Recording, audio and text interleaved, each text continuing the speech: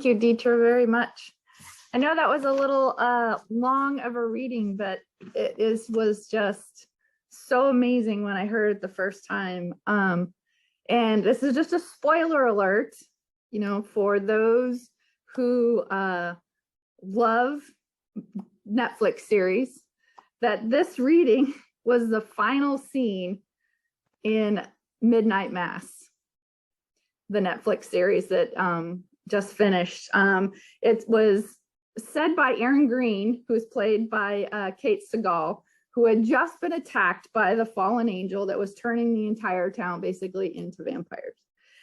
As she was drawing her last breath, we see her flashback to a conversation that she and her childhood friend, Riley Flynn, had when they were talking about what death meant to them.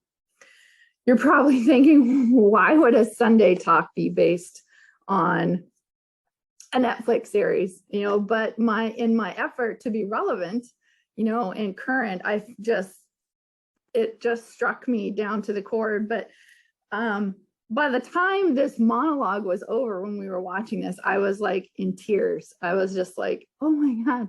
And the funny part is, at one point, Robert and I were watching it together. He turns and looks at me. He's like, did you write this scene? And I was like, no, but isn't it amazing? So it's something that I really, really, really wanted to share with people of like minds, because it is so profound, so profound. When we pull inspiration from current kind of situations and just things that randomly show up in our lives,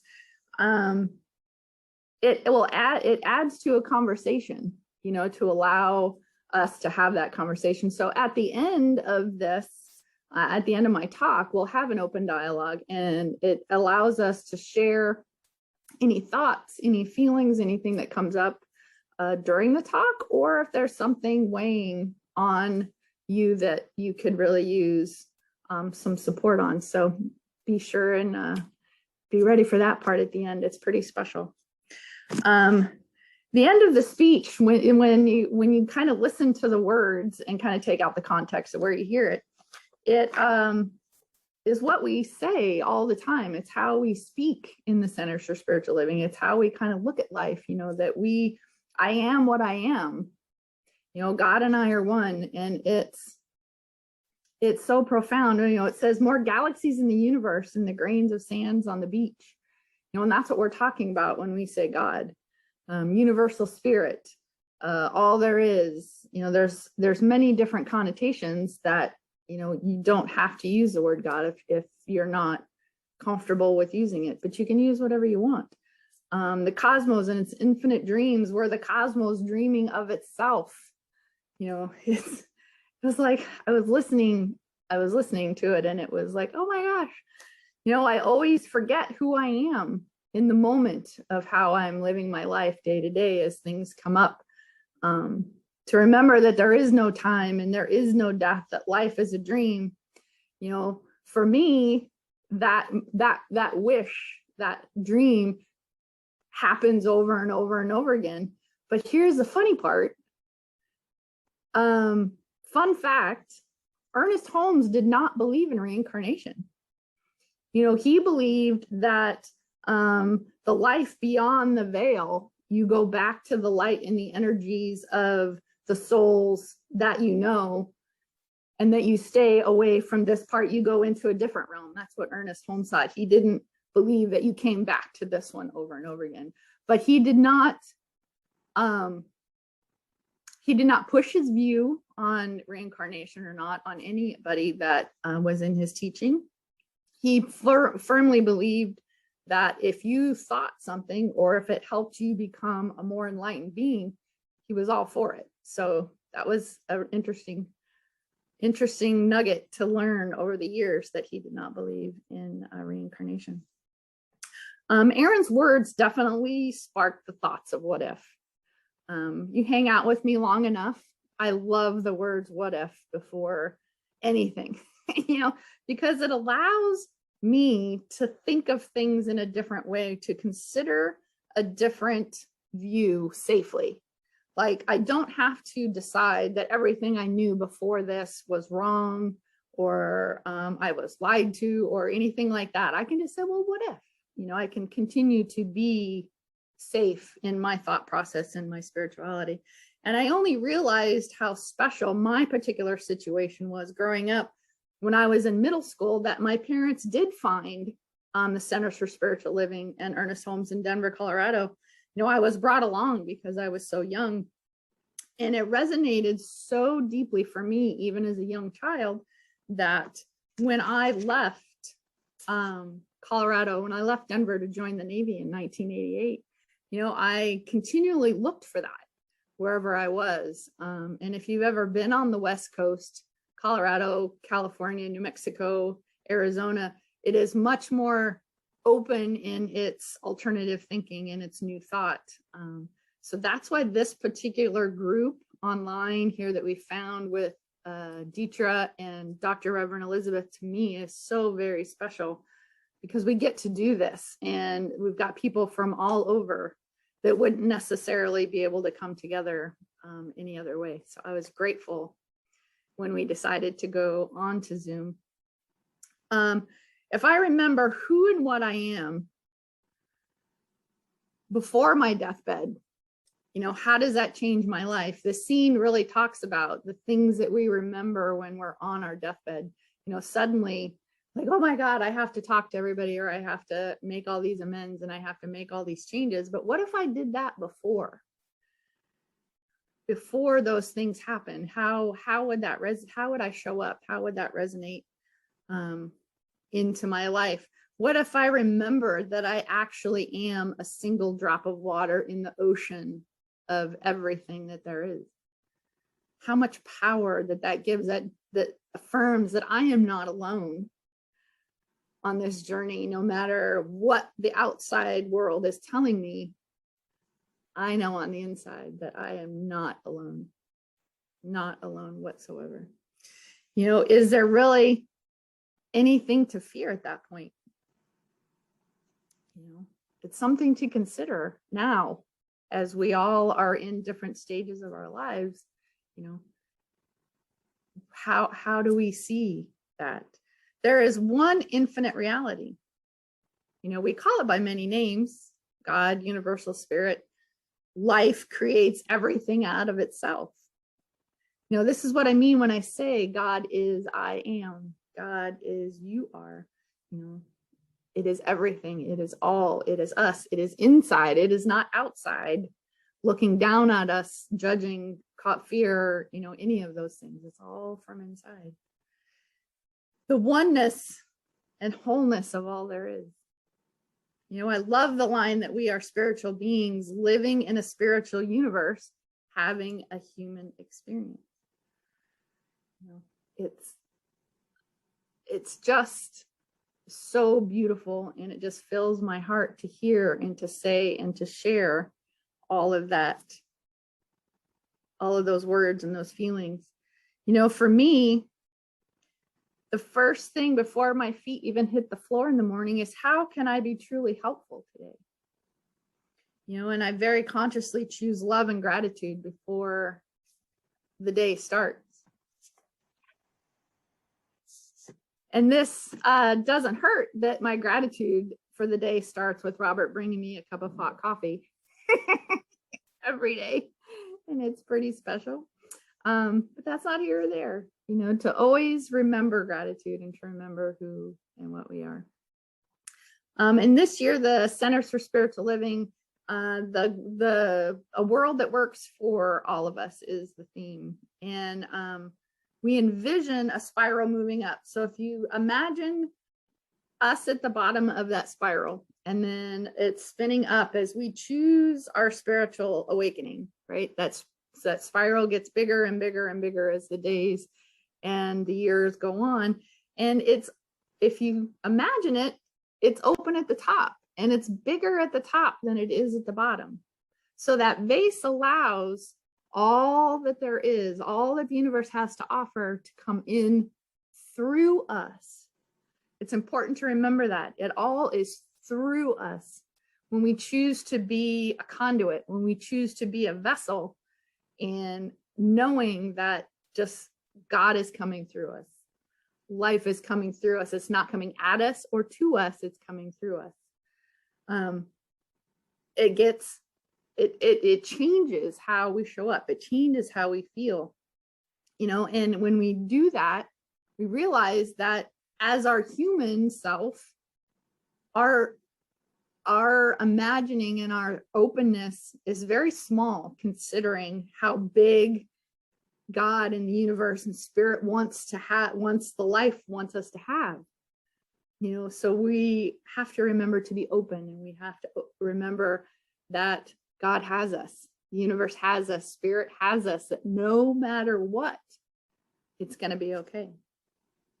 When we choose to look above and commit to an upward journey, what does that look like? I mean, when you just decide that I am looking up, looking up, looking up, looking up. Now, when I, especially in a group prayer, I very consciously pick my head up when I close my eyes to be even more connected. I don't feel that the bowing of the head, to me kind of negates the prayer of the words that are said when we do an affirmative prayer. Just to pick my head up and let the light hit my face and let the words soak in to my being is super powerful for me. When we are encouraged to let go of the things that no longer serve us, we get to show up differently, individually and a collective. It always starts with the individual, but when enough individuals decide to choose differently, it becomes the collective. And people of different ethnic races, women in the workplace, supporting family and friends who love who they love, or better yet, just take all of the labels off and just saw light. What would that look like if we decided that that's who and what everyone is pure light and pure love? You hang around with me long enough, I always say, what is your one job? We all have one job, and that is to be the light. I went so far as to tattoo it on my arm and I have it as my license plate on my truck, is my only job is to be the light. And it's a constant reminder to turn within. If we took the opportunities, what if we took the opportunities given to us by the not so distant past to choose differently, to choose the sameness before we chose the differences? By no means are we talking about a spiritual bypass of the events by ignoring them or sweeping under the rug. They definitely have their reality. The circumstances are real. But what I'm saying is the reality of spirit is much greater and more powerful than any appearance of hurt, fear, or separation. When we decide to go through them instead of sweeping them under the rug or pretending they're not happening, we get to heal the pain by first identifying where the original hurt was. We've all been in situations where we're reacting to a hurt so distant, so far in the past that we can't even remember what originally happened. We then take a moment to see our part in the situation. Where was my role in whatever is generating this hurt, this negative circumstance, environment? And then ask for forgiveness and give forgiveness. There's two folds here, and both are better than one or the other. If we can do both, the whole situation heals. We can heal generations forward by that forgiveness work, by choosing something different. One of my favorite recovery books is called Drop Drop. It shows us how to identify character defects, those ingrained behaviors that make us choose pain, suffering, and judgment, and anger. Turns them upside down and practice the opposite of those things. It's a very practical approach to this entire process. It does take work. I'm not going to lie, but that's why we're all here, right? We're willing to do the work. And that alone is the first step in that healing, in that spiral journey up, in deciding we want something different. Really pay attention in the next week, month, however long, of those responses that come other than love. And if you can, pause and decide what the opposite of that thing is. You know, if I find myself going into a situation in judgment, you know, and consciously stop and decide what the opposite of that is and practice that instead, the whole situation changes. The whole energy changes, and it allows me to show up as who I am. I am light. You are light. We are all light. You know, we just, when we see that in others as well as ourselves, we get to start moving the needle in our lives. We get to spin that spiral up. When we treat every interaction as a holy encounter, you know, not in the biblical sense of the holy encounter, is that my interaction with each of you and others around me as a holy encounter, it feels different and it shows up differently, and it allows a much different relationship than we could ever have decided. The last part is to remember that everyone is doing the best they can with the tools that they have. What? Yes. Everyone is doing the best they can with the tools that they have. Starting with you and starting with me. And that understanding and that peace that comes with that can be the basis for an entire transformation. You know, it was for me, and I hope and pray it is for you as well. So now what I'd like to do is do a short little meditation, and then we will open up our discussion time for the duration of the morning. So if you could get settled here, you know, and relax and close your eyes if you want. What I'm going to read is the middle verse of Rumi's poem, A Great Wagon. Kind of the theme today of I'll meet you there. I'll meet you there. Out beyond the ideas of wrongdoing and right doing, there is a field. I'll meet you there. When the soul lies down in that grass, the world is too full to talk about. Ideas, language, even the phrase each other doesn't make any sense. The breeze at dawn has secrets to tell you. Don't go back to sleep. You must ask for what you really want.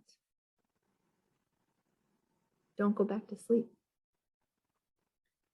People are going back and forth across the door sill where the two worlds touch. The door is round and open.